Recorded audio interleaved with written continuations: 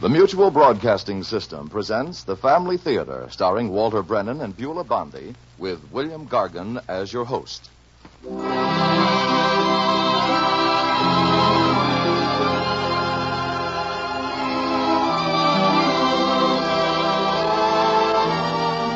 More things are wrought by prayer than this world dreams of.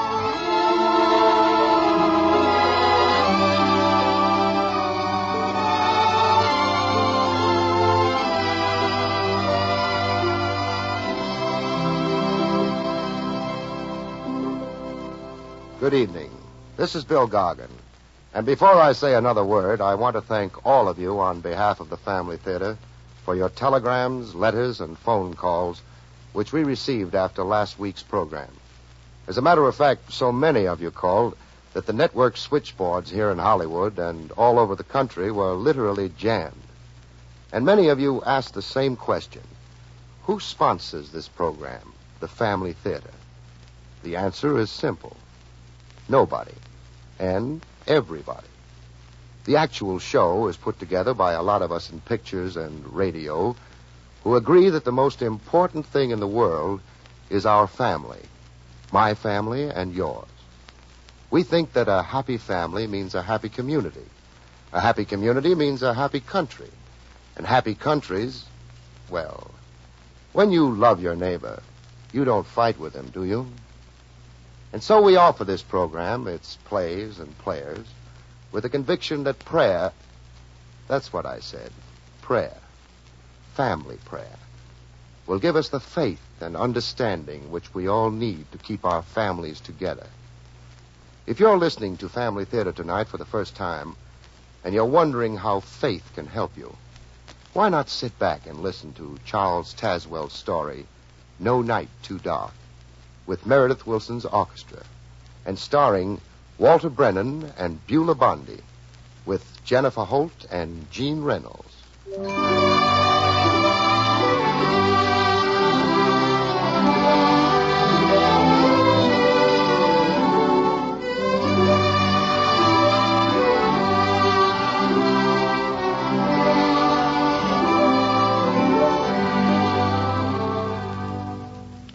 State Highway number 10, broad and efficient, hurries through the heart of the Broad River Valley and is much too busy to bother with the village itself. There is a marker, however, which points down a wandering blacktop road, a marker which reads Coldwater, 2 miles. Just under this marker is a hand-lettered sign which says Jonathan Carter, 2 1/10 miles. Dry goods, notions, bargains of all kinds, and notary public. Travelers who follow this secondary road will find Jonathan in his favorite rocker on the porch of his store, his wise old eyes bestowing a kindly benediction on Broad River Valley and all its inhabitants, his cat Clementine perched on his shoulder, both of them purring in the warmth of the early spring sunshine. Yes, sir. There's not a doubt about it, Clementine. There's nothing the Lord likes better than a handicap. Now, you take that tree yonder they sawed off last fall. It's putting out green shoots like a porcupine. And that crack in the new cement sidewalk. There's a dandelion pushing up through it to see what sort of spring weather we're being blessed with in Coldwater. Yes, sir, Clementine. The Lord sure does love and relish a downright discouraging handicap to show off his power and glory. Jonathan? Now, don't jaw at me, Sarah. I'm hurrying fast I can to the post office. That's where you told me you were going 20 minutes ago. Is that rocker as far as you've got? Yep. Got overtook by a thought and sat down to puzzle it out. Oh, stuff and pure nonsense. In fact, I got to wondering why you're twice as pretty now as when I paid off for our wedding 40 years ago. If you think you can get around me with a lot of soft soap... Sarah, now, Sarah. You know I never spoke a truer word in my life. You always were the prettiest. There are moments, Jonathan Carter, when you're purely exasperating. If you'd keep still till I can tell you what I came out here to say. Well, whatever it is I forgot, I'll mail, open, fix, empty, or tend to directly I get back from the post office, Sarah. That's a solemn promise. But you don't have to go to the post office. That's what I've been trying to tell you. Oh? Mrs. Skinner picked up the mail and left it at our back door. Oh. Neighborly woman, Mrs. Skinner. Must bathe in the milk of human kindness. Well, there wasn't much. 2 bills, Yeah. 3 advertisements, Yeah. and a telegram. Who's dead? Nobody's dead. It's from that Mr. Calder. Oh. Well, let's see. That'd be Will Calder, take it. Lieutenant Calder. He was with the Marines. Yeah. That Boston fella that built the cabin out on the river to write books in. That's the one. Mm-hmm. Nice boy. Always liked Will. First author I ever met that didn't wear his hair like a sheepdog. What do you wire about? He's coming home Saturday. Can't get together a brass band to welcome him on that short notice. Now, don't you go making any fancy plans, Jonathan. All he wants is the cabin cleaned. And the telegram was to me. I never knowed till now that you and him was that well acquainted. Why, that summer he was here, he was in to buy something nearly every day, don't you remember? Yeah. But I also recollect that was the summer I had Peggy Griffin working on my books. I planted her right by that counter of slow-moving items every time Calder came in. Got rid of 6 egg beaters, 2 gallons of sheep dip, and the hog oiler I never expected to sell.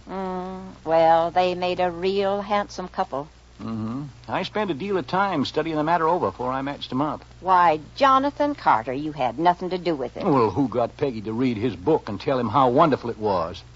Who got him to take her swimming in that red bathing suit I ordered, COD, $5.98, dealer's discount, FOB? Peggy and that Calder fellow would have gotten together without your help. And you know something? I think they had a definite understanding before he left. Oh, I'm certain sure they did.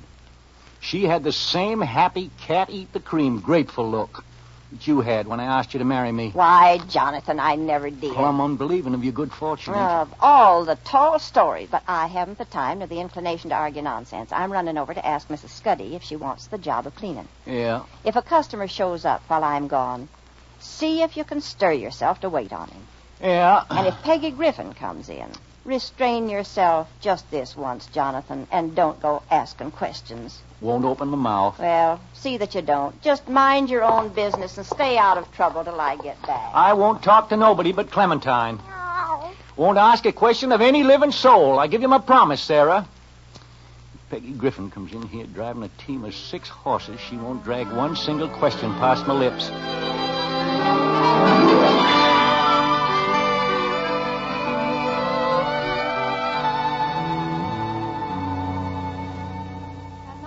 But it's nothing I want to talk about, Jonathan. And if you don't mind, I'd like a bucket of carpet tacks. They're right yonder on the notion counter, Peggy. You can pick them out yourself. Thank you. You know, I always been terrible grateful to the Lord that he never afflicted me with even a small wart of curiosity in other folks' affairs. Which are the big-headed tacks, Jonathan? In the green box. Yes, sir. Somehow there's nothing in all creation that displeasures me as much as seeing a pretty girl all set to bust down for a good cry. Where do you keep the sink strainers? Next door to the fly paper there. You know, I bet you can't guess who's coming back to Coldwater. That is one of the few bad bets you ever made, Jonathan. You're talking about Will Calder, aren't you? Oh, shucks. I thought I was going to surprise you. But I bet you don't know that he's... That he's coming back Saturday? Yes, I know that, too. Here, will you put these things in a bag for me, please? Surely. Sent you a telegram, did he? Nope. How much do I owe you? 28 cents. Wrote you a letter? Nope. Can you change a 5? Think you can. How'd you find out about Will? A telegram isn't very secret in a place as small as Coldwater. The whole village is talking about the one he sent Sarah. 30, 50, $1, 2, 3, 4, and 5. Thank you. You know, it's powerful strange him not letting you know. I thought you and Will was... Oh, darn it, Jonathan. Well, I was just remarking... You have to keep on and on and on. But all I ever said was... All right, I'm crying.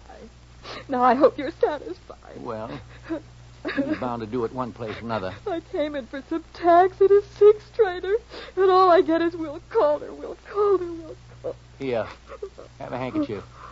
Compliments to the store. Go ahead and cry all you like. Got plenty of pails and pans to bail out the place. You just minded your own business. Shucks. You're my business. So's Will Calder. So's everybody else in Coldwater. Got to live with him, don't I? I sure don't want my bed and board surrounded by a parcel of weeping willows. Come on now. Blow your nose and tell me why a writing fella like Will Calder suddenly comes down with writer's cramp and can't send you even a postcard. Well, he did write for a while. Uh-huh. 3 letters a week sometimes. Sure. Long letters. Yeah? Then he just stopped. Did you keep on writing to him? Yes. But you never got no answer back? No. That's powerful strange. I do think, there might be some other girl. Could be. Well, in that case... Only I don't think so. You don't, Jonathan? No. My guess is that the very same thing overtook Will as overtook a lot of other boys. What's that? Well, you see, when a fella's a long way off somewhere, why, he feels he's clear out of touch with things and folks back home. And that when he gets back, he'll be so changed he can't never put on the harness of everyday living. Yes, but don't you think I think Will stopped writing because he wanted to come back to Coldwater and find out how he fitted in. And until he found out for sure, why, he wanted you to feel free to do as you liked. Well, I'd like to think that. But it's just your idea, Jonathan. Yeah, there's nothing wrong with it. You can't build any plans on it. All right. I'm going to prove it ain't an idea, but a fact. How? There ain't nothing a man or fish will snap at quicker than a tasty morsel of bait. We're having a party. Oh, what? You and me and Sarah are giving a homecoming for Will come Saturday out to his cabin. Oh, but Jonathan. You'll be wearing your prettiest dress, and when Will Calder comes up the path and sees you standing there in the door, why, he won't be having a doubt in his mind. Why won't he? Because no man is so doggone ambidextrous he can hold a doubt in his mind and a girl in his arms, one at the same time. Shucks. You just leave it to me, Peggy. Come Saturday night, you're practically a married woman.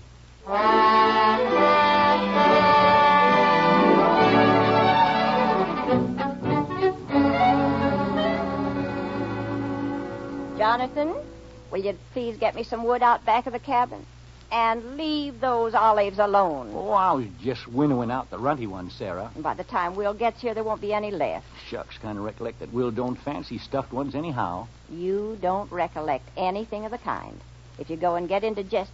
Jonathan, if you love me, don't pick at that chocolate cake. Just brushing a fly off, Sarah. There are no flies this hour of the night. What time is it? Shouldn't Will's train be in by now? Sure. Heard it whistle for the station half hour back. Well, then if he takes Zeb taxi, he ought to be along any minute. Where's Peggy got to? She's out in front in the car, trying to find out where you put the spoons I gave you. Spoons?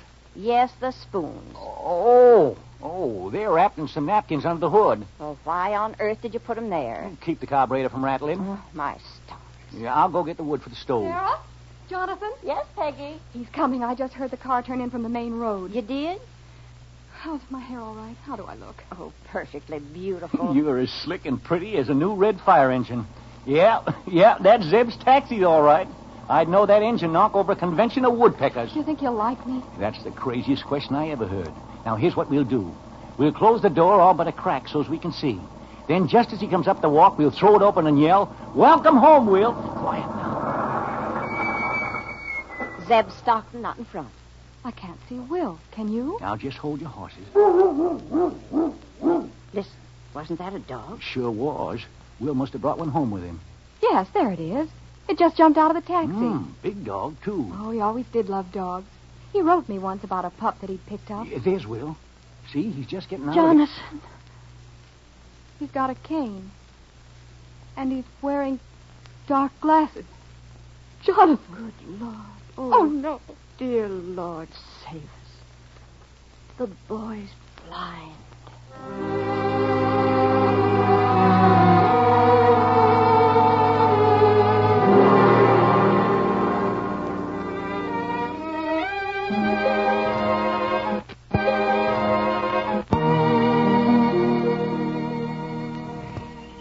Jonathan?